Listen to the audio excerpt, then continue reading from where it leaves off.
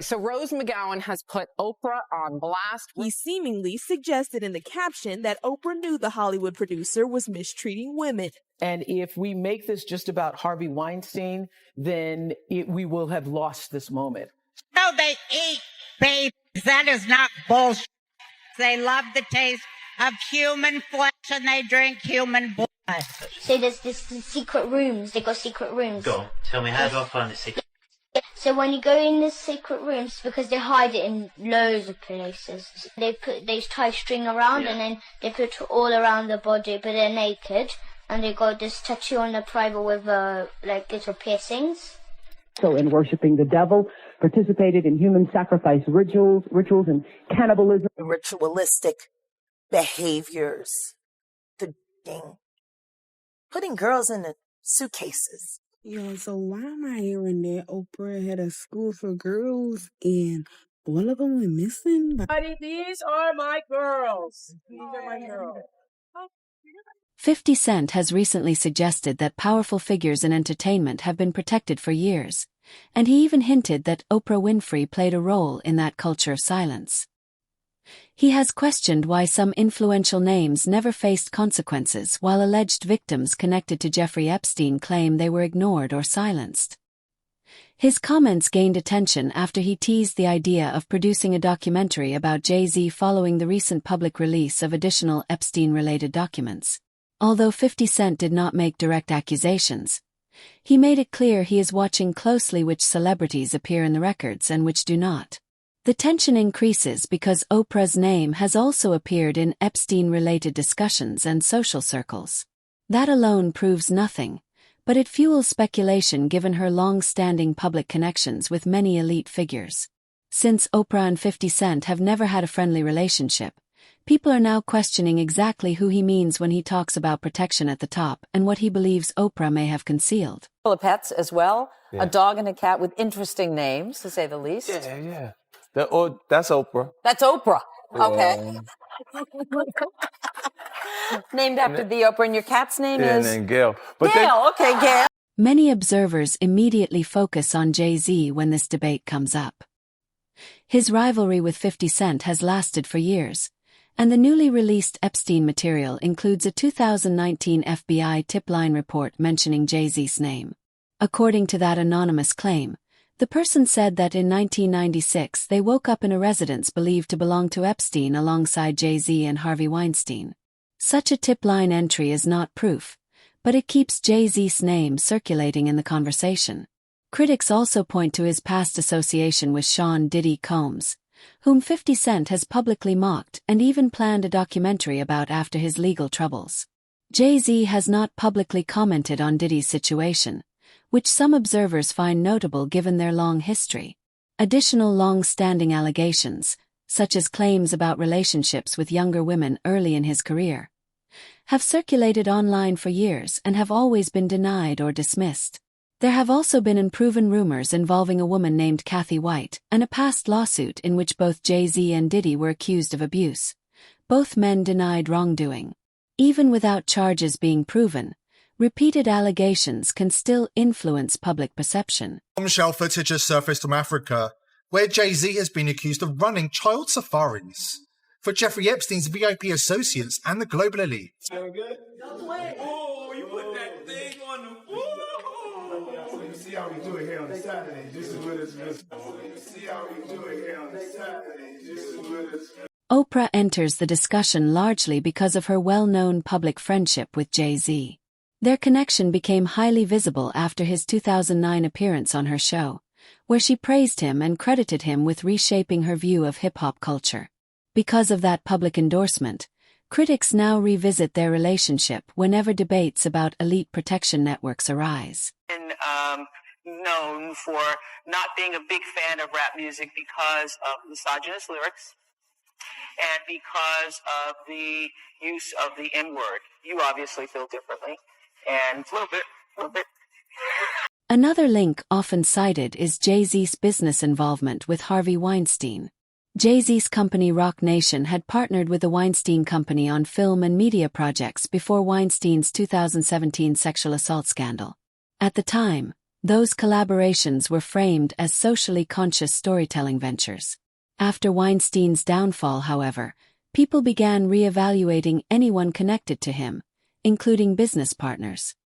Jay-Z and Beyoncé's home searched amidst recent allegations. Tonight, the Department of Justice releasing their final batch of files and the millions of newly released Justice Department records connected to the late convicted senator Jeffrey Epstein. They include Epstein's messages with powerful men.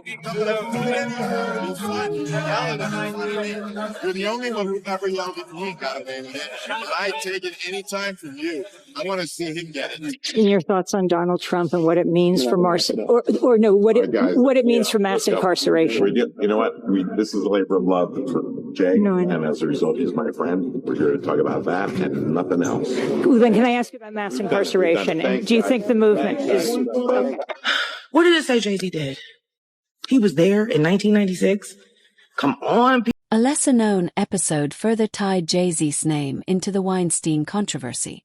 In October 2017, Weinstein issued a public statement quoting what he claimed was a lyric from Jay-Z's album 444, saying, "I'm not the man I thought I was." Journalists quickly noted that the line does not appear anywhere on the album. The misquote still dragged Jay-Z's name into headlines during a major scandal. Around the same time, Oprah, who had also known Weinstein socially, called the moment a watershed in Hollywood. Critics later argued that wording sounded overly diplomatic given the severity of the accusations, especially since photos had long shown Oprah and Weinstein together at industry events. 54-year-old singer shared this meme of Oprah kissing Harvey Weinstein on Wednesday that read, "When you have been part of the problem for decades, but suddenly they all think you're the solution." He seemingly suggested in the caption that Oprah knew the Hollywood producer was mistreating women, writing, "You'd heard the rumors, but you had no idea he was actually serially assaulting young starry-eyed." Discussions about elite associations often expand beyond entertainment into politics, bringing up Bill Clinton. Unlike rumors, Clinton's travel on Epstein's private jet is documented in flight logs from 2002 to 2003. With multiple international trips recorded. Clinton's representatives have acknowledged the flights, stating they were connected to foundation work and that he never visited Epstein's island or knew about criminal conduct. Still, the documented contact fuels ongoing debate. Oprah has interviewed Clinton and shared public stages with him, so critics point to that connection as another example of influential figures moving within the same social networks. I was foolish to spend time with him. I was one of many people who regret ever knowing him. Every minute I spent with him, I regret and I, apologize that I did that. There are some really weird details coming out about Bill Gates' rocky relationship with Jeffrey Epstein. One day, Epstein is offering to get Bill Gates a Nobel Peace Prize through his connections, and then the next day he's blackmailing Gates about his... The conversation often extends to Bill Gates. Gates has confirmed meeting Epstein several times between 2011 and 2014, saying discussions centered on philanthropy and global health. He has also stated he never visited Epstein's island, and the Gates Foundation has denied any financial relationship with Epstein. Nevertheless, questions persisted, especially after Melinda French Gates said his association with Epstein contributed to their divorce and had concerned her since the early 2010s. Oprah has interviewed and publicly praised Gates as well, reinforcing the perception among critics that the same influential figures repeatedly appear together. Questions remain there of what I can't even begin to know all of it. Those questions are for those people and for even my ex-husband. They need to answer. Richard Branson is another billionaire whose name appears in Epstein-related reporting. Documents indicate interactions around 2013. While Branson's representatives say any meetings were professional and ended once Epstein's crimes became clear. As with others, Oprah had interviewed and publicly admired Branson. Observers therefore see a pattern. Media icons, political leaders, and business magnates sharing platforms and social circles. In that context, 50 Cent's claim that powerful people shield one another leads some listeners to assume he is referring to this network of relationships, including Oprah's role within it. I also met Jeffrey Epstein exactly one time. I regretted it from the second I stepped in the door. I had nightmares about it afterwards. So you're sitting down there having cocktails while Bill Clinton's getting a massage from some girl who's rubbing her tits against the back of his head, whether knowingly or unknowingly having sex with underage girls. Everybody And wants to be. maybe some guys, that was their thing. Sure. Does it seem like with Epstein, that was his thing? Podcast host Joe Rogan recently said that some of his acquaintances appeared in newly released Epstein files after the U.S. Department of Justice disclosed a massive archive of investigative material. The release reportedly includes millions of pages, thousands of videos, and hundreds of thousands of images related to Epstein investigations. Even though much of the material is heavily redacted, recurring names across flight logs, emails, contact lists, and testimonies have reinforced the perception of a wide network involving politicians, executives, and celebrities. All the information that's getting disclosed, supposedly this administration, what do you have the least faith that we're going to come to Epstein, a conclusion? for sure. Epstein. And I think it's because of Israel. I think that when you really dig into Epstein, his entire network was Israel. It was clearly, like Ehud Barak was the ex-prime minister and the ex-head of Israeli intelligence. Leslie Wexner was one of the most powerful pro-Israeli philanthropists. The whole organization was Israel. So and I'm not saying it was all of Israel. It was all an intelligence gathering and it was targeting Americans. It was targeting American officials and the American president. Right. And the CIA does have interest in those targets too. Elements in the CIA does. Certainly they had help from the CIA and certainly they had help from these other organized crime and intelligence operations. But you don't so for example, Dan Bongino, the new, deputy director of the FBI? He recently had this clip that went all around where he said on camera that he had a source that he trusted deeply. And he's an informed guy. He was at Fox News interview, and the source told him that Epstein was working for an intelligence agency in the Middle East. And I don't know which one, but someone in the Middle East. And to be fair, we all already knew this. We already know who he worked for. At least I think so. But I'm looking at, okay, Dan, so if this giant group of Jewish billionaires is running a sex trafficking operation targeting American politicians and business people and stuff, you think they're working with an Arab or Muslim nation in the Middle East? You think that Leslie Wexner is devoting his entire life to philanthropies on behalf of Israel, but then he's going to work for Saudi Arabia when he's doing... Rogan has also described hearing early warnings about Epstein's private island, Little St. James, long before the scandal became public. He said conspiracy broadcaster Alex Jones had claimed decades earlier that the island hosted compromising activities involving elites. Rogan initially dismissed those claims as extreme, but in hindsight he now considers it unsettling that some allegations later proved partly accurate. Democrats released those emails obtained from the Epstein estate, showing the convicted sex offender discussing Trump and seeming to suggest he had information he never shared.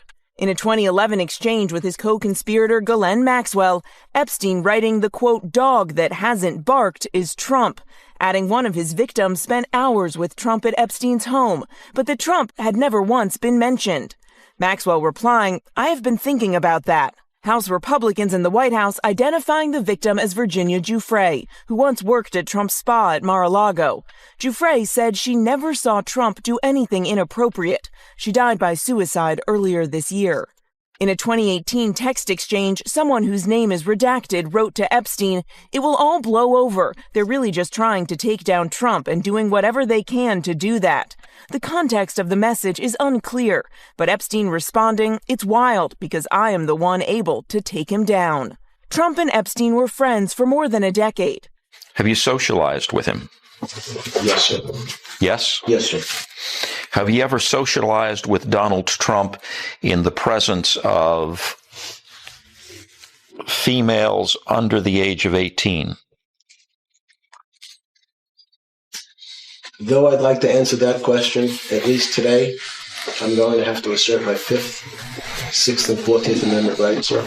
After Epstein's arrest in 2019, Trump said he hadn't spoken to him in 15 years. He insists he broke off the friendship when he learned Epstein and Maxwell were luring away young female staffers who worked at Mar-a-Lago.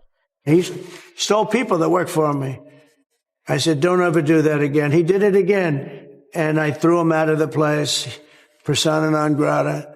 I threw him out, and that was it. In a 2019 email to author Michael Wolff, Epstein writing, Trump said he asked me to resign. Never a member ever. Of course, he knew about the girls, as he asked Ghislaine to stop. Previously scattered references appear more connected. Names that surfaced years ago but were dismissed as rumor are reappearing alongside timelines, communications, and repeated contact with Epstein's circle. This pattern has intensified public suspicion that influential figures were able to avoid scrutiny for years. If I had to guess, there's too much circumstantial evidence that leads me to believe that it was an assassination. I know a lot of people think that he committed, a lot of very smart people that I know think he committed suicide. I'm like, there's too many convenient things. The cut wires, the security cameras rather not working. They weren't cut, right? They just stopped. They didn't function. Security cameras didn't function. Yeah. The fact that he had shared a cell with this giant former cop who was a murderer, who had multiple people, just giant roided up cop. Like, this is a cellmate. Like, if you wanted to get somebody, hey, look, bro, extra Twinkies, take this guy out. Like, It wouldn't be hard. He's already killed a bunch of people. He was a drug dealer. Do you ever see the guy? Do you ever see the guy who was his cellmate? No, but it's like it's kind of hilarious. It's like when you're a freshman in college and they just put you with somebody, Bro, if you wanted to get someone killed, you have a high profile witness, okay? High profile witness in the craziest trafficking conspiracy of all time, where a guy who may or may not have been an intelligence asset or an intelligence agent or whatever the fuck he was for whatever country, this guy he's arrested for trafficking to elites, and then you put him in jail. Oh my God. With that guy. I thought that was the guy that fought Mike Tyson. Remember that dude who read that poem? Bro, you put him in jail with that guy. All you have to do is get that guy cigarettes and steroids.